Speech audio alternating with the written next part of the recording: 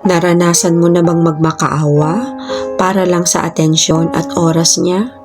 Babae ka man o lalaki na nakakapanood ng video kong ito, pakiusap. Huwag na huwag nyo itong gagawin. Huwag nyong turuan ng isang tao kung paano kaalagaan at tratuhin ng maayos. Huwag mo siyang itusan na bigyan ka ng sapat na oras at atensyon. Sinasaktan mo lang yung sarili mo lalo sa sitwasyon na ganyan. Mas maganda at mas masarap pa rin sa pakiramdam na siya mismo ang gagawa ng kusa para sa'yo.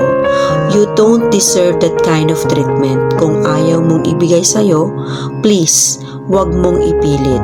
Dahil lahat ng relasyon na pinipilit ay hindi talaga gagana. Hindi mo na kailangang hilingin yon sa kanya. Oo, maghanda ka na masaktan at ma-inlove sa isang tao.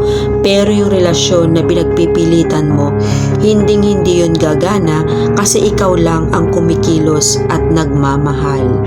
Trust me, sa huli, ikaw lang ang mas masasaktan at mawawasak. Hindi mo deserve ang ganyang relasyon kung ikaw lang yung nag-e-effort. At hindi kayo mag-grow dahil sa isang relasyon.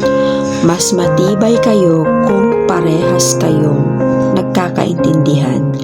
nagkakaintindihan sa mga bagay-bagay at gusto nyo.